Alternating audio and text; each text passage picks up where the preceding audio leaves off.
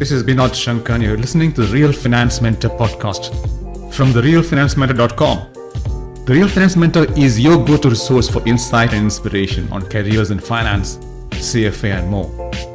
I would think, why this podcast? Well, my goal is to deliver insight and inspiration for your finance career by making it, one, relatable. This is not theoretical stuff. We zero in on the critical, practical issues. Number two, authentic. No bullshit, no sidestepping. The topics, guests, and questions are all from that perspective.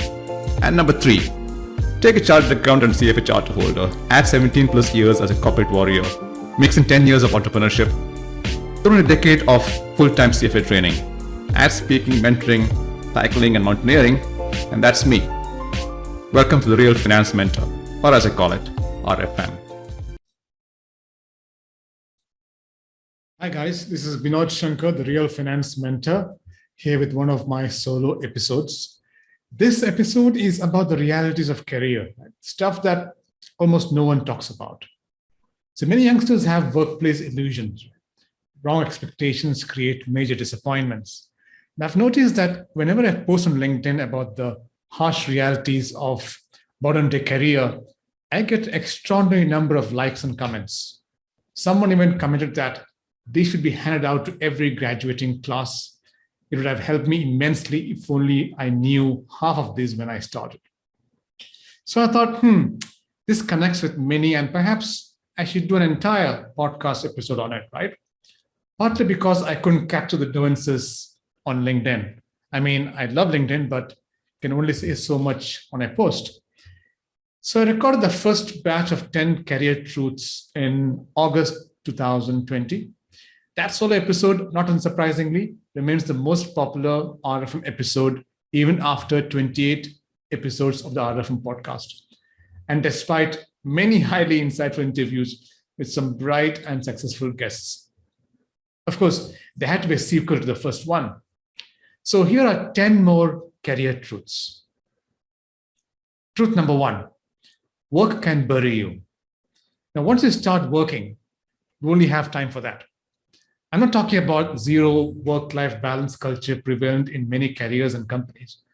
I'm talking about how you'll be so busy that you'll forget about managing your career. The week, the month, the year will be a blur of emails, meetings, deadlines, business trips, conference calls, and presentations while your career is on hold. Thanks to all these details, time flies. And before you know it, you're way behind. It's hard to catch up on managing your career. The other factor holding you back is the feeling that you're successful in your career, so why bother? Big mistake. But what do I mean by managing your career? I mean going to networking events, reaching out to people online, hunting for opportunities, getting a good mentor, signing up for career coaching, updating your resume and LinkedIn profile, talking to recruiters, learning about new roles and recruitment trends, learning new skills, reading important books, and listening to valuable podcasts like the Real Finance Mentor, etc., etc. Now, all this takes time and effort. The issue is that most people are passive and reactive when it comes to career management and work, and too busy become excuses. But that's a disastrous strategy given how competitive the job market is. So raise your head, work on your career, and do not allow yourself to be buried by details.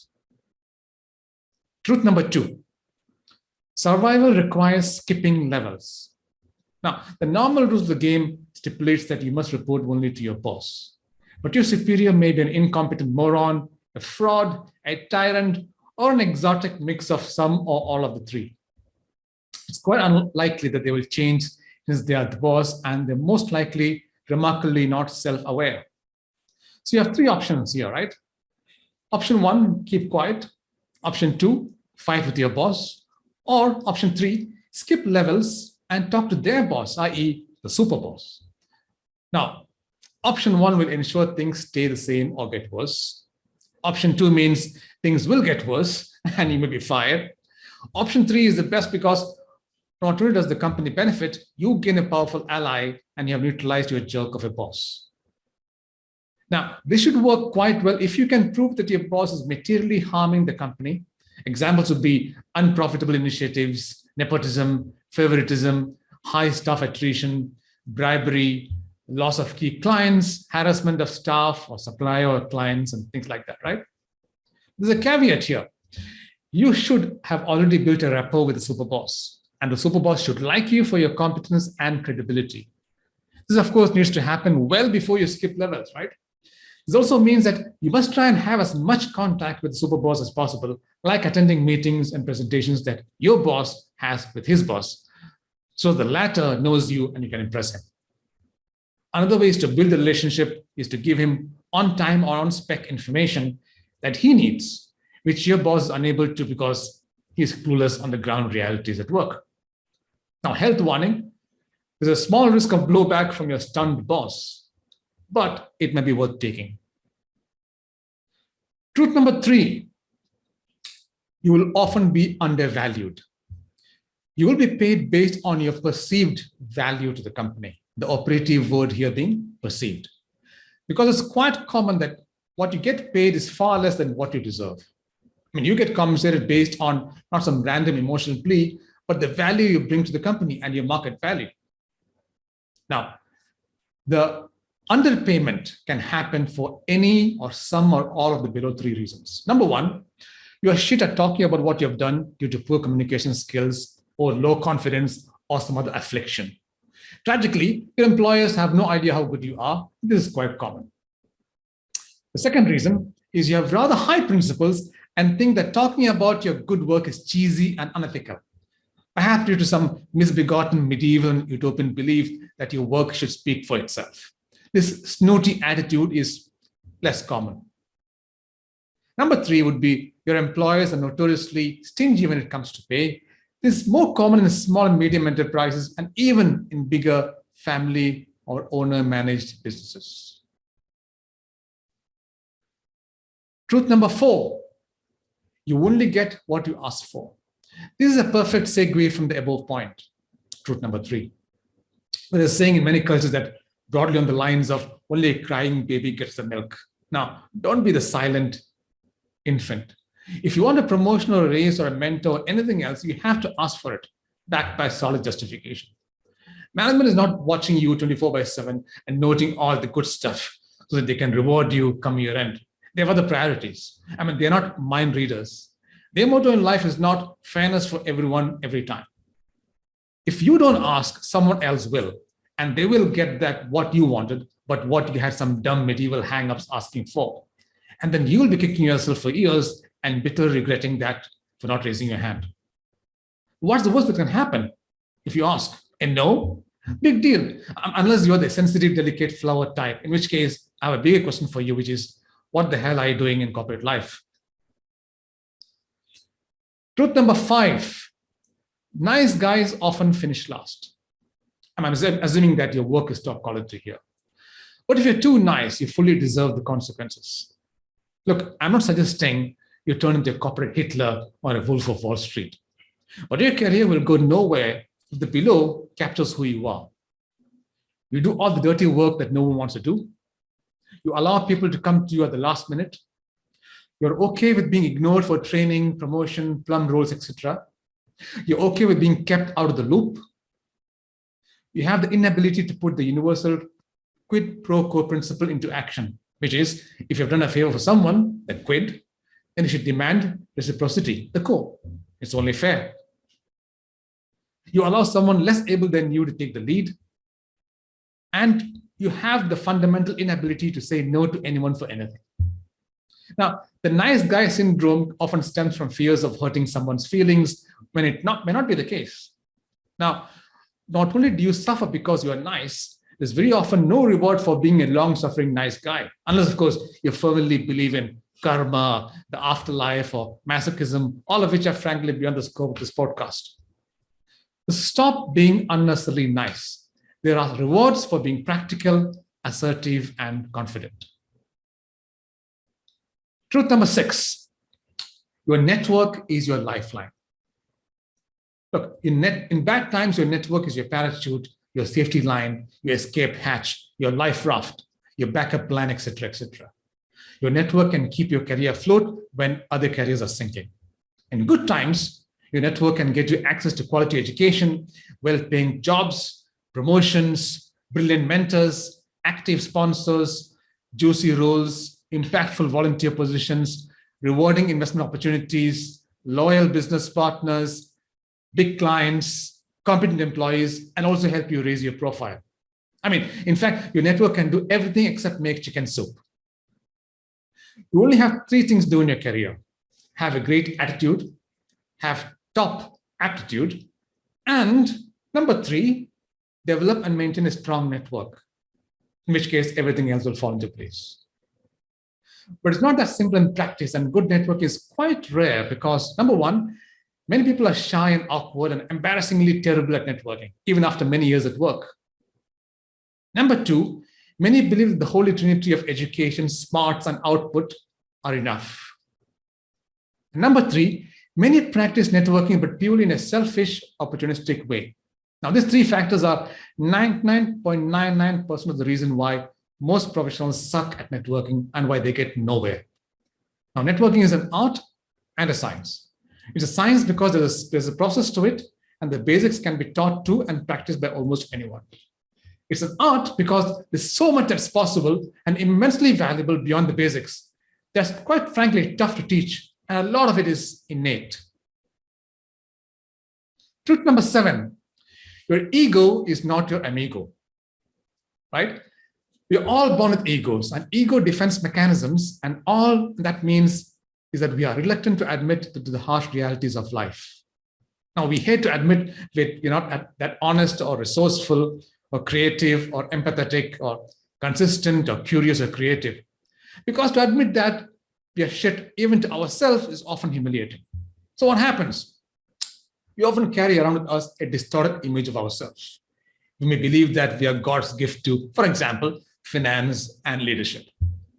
Now, what's dangerous here is the gap between reality and what you think widens as you get more qualified, as you go up the career ladder, because your ego increases. In addition, as you become a bigger boss, few will be bold enough or know you well enough to give you honest feedback. So you have a double whammy here, right? Inflated ego and lack of honest feedback, all of which are setting you up for a catastrophic failure. Now, this is a massive issue because you won't grow unless you're ready to admit your mistakes.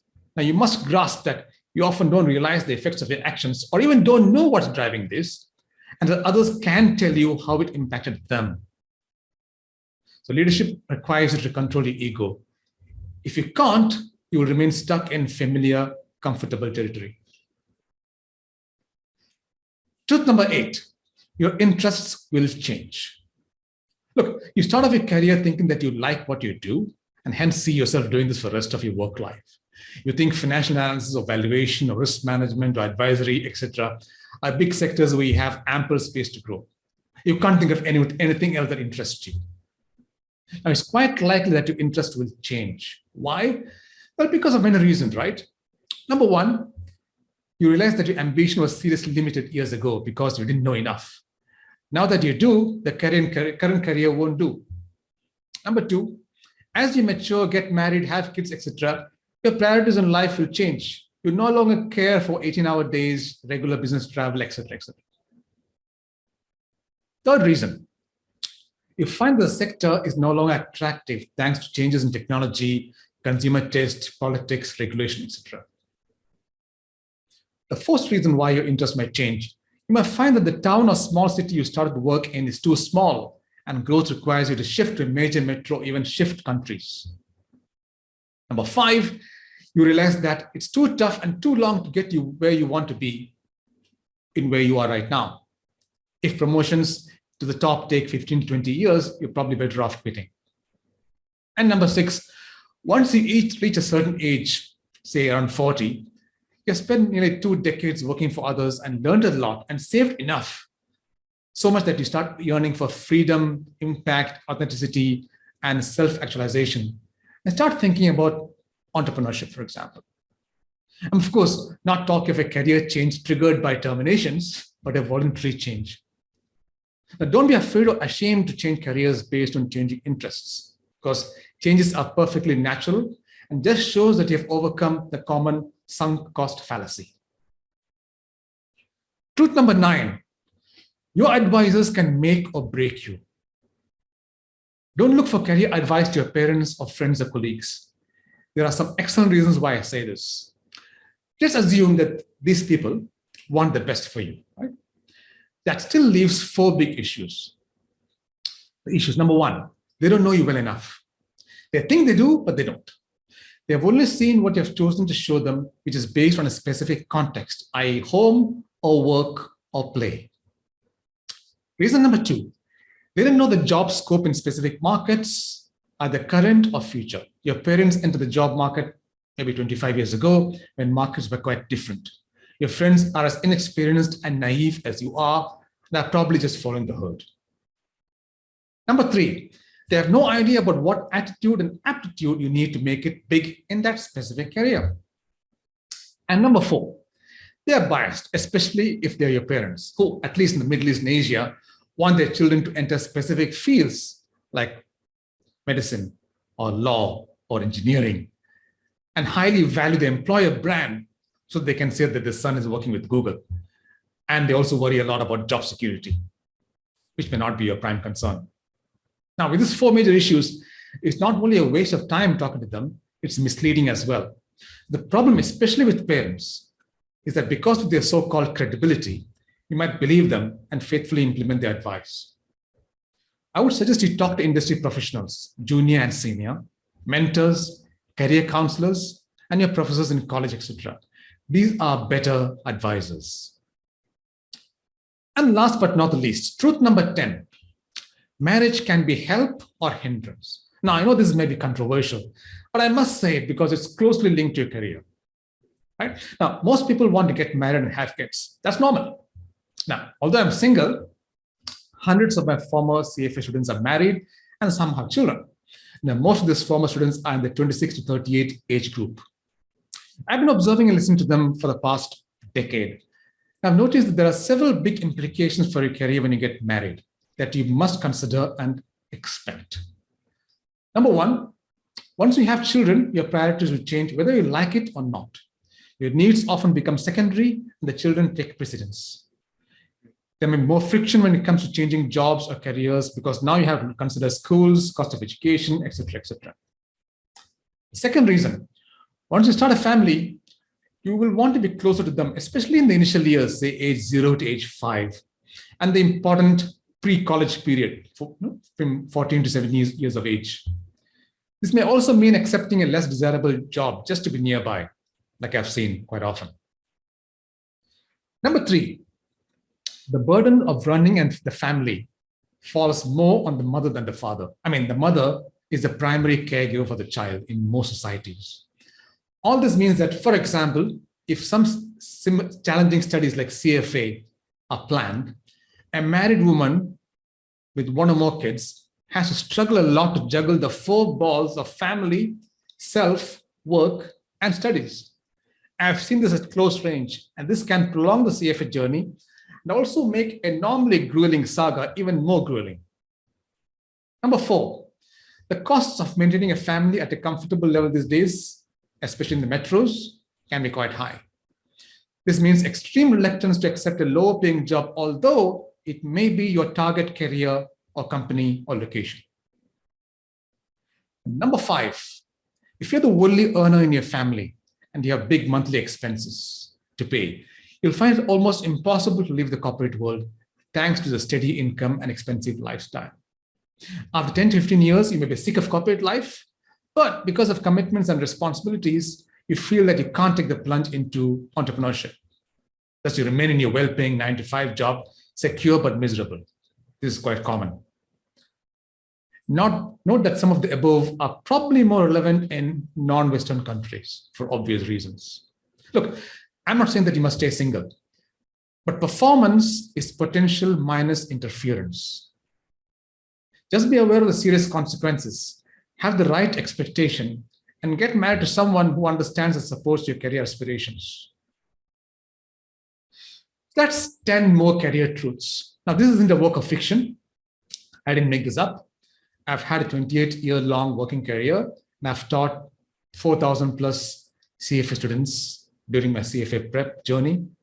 More crucially, I'm a qualified executive coach and I've coached dozens of mid and senior level executives. In short, I've experienced most of the above or seen it happen to others.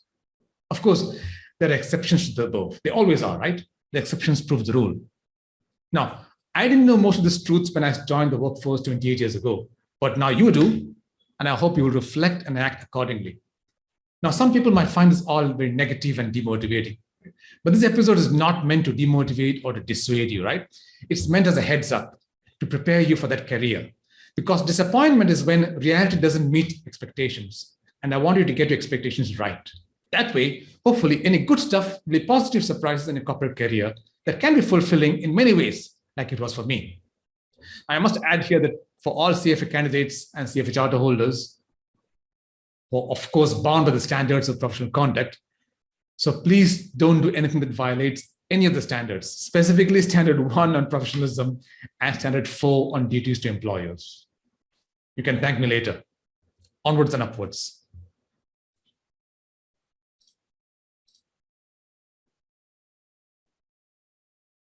Podcast is brought to you by The Real Finance Mentor.